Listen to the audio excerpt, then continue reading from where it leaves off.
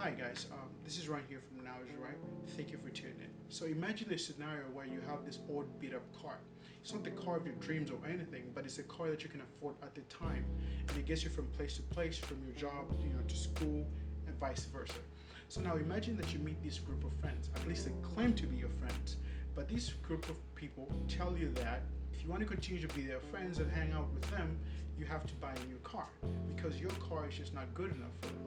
In fact, they go as far as to say that if there was a storm, sandstorm, as big a storm as you can imagine, they would rather take the chances and walk it out as opposed to riding with you. Would you go ahead and buy a new car every time that a person or a friend told you those things? That's very analogous to what I want to talk to you about today. I want to talk to you guys about self-acceptance. Now, self-acceptance is a principle that just says you have to be able to find joy, peace, happiness from within and not wait for it to come from without, from other people, from things. And now, as much as I would love to say that I've always been a person who has practiced self-acceptance, I would be lying if I said that. For a long time, I actually waited and conformed to situations. Whenever, for instance, I met somebody, a group of people, or a group of friends whom I thought were cool, I try to be like them and try to fit in. I met a lot of people. And every time I was with this person, I was a different person. Each time I was with the other person, I was with the other person. It's analogous to, me going out and meeting this guy who says my car is bad and buy another car, and then me meeting this person buying another car.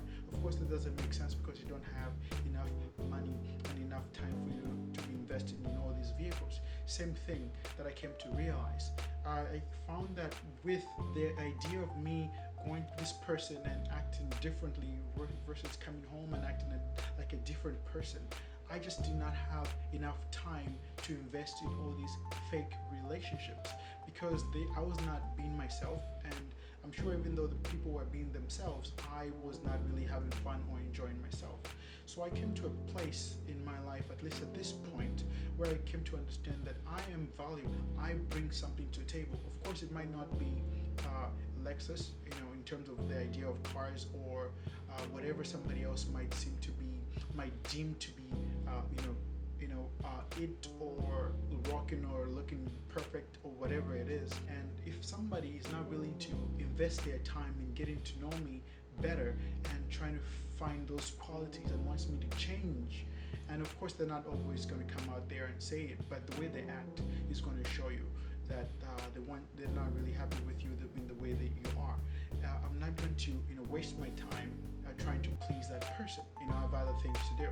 So at this point in my life, I've come to realize that I have to find love, I have to find joy, I have to find fulfillment from the inside.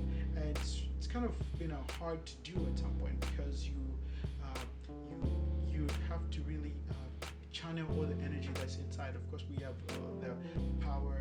We want to socialize all the time, but at some point you have to kind of just sit down and look within and find inner peace. Find a place in your life where you're just content being you. Okay, you do not need to be anybody else. You don't need to be to please anybody else. You just need to be you. So find a place where you find self-love. Now, again, I would just like to clarify something. So if somebody might be thinking that accepting yourself for who you are means that you have to accept your flaws. No, that's not what I'm saying. What I'm saying is you have to find a place where you love yourself for who you are. But if that person, of course, you accept yourself for who you are, happens to have flaws, doesn't mean you're supposed to just sit down and just relish in all your flaws. No, it just means that you can work on them. But if you love yourself and you accept yourself for who you are, you're not working on them on another person's timetable. You can say, oh, you know what? This year I want to work on this. Next year I want to work on that.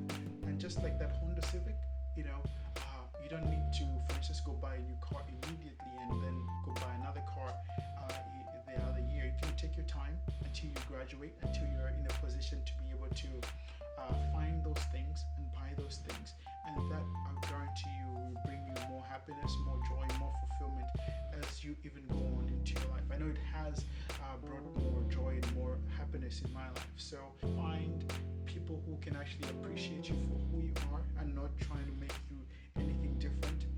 And that's about This is Ryan, and this is Now Is Right. Stay good looking. God bless, and I'll see you in the next one.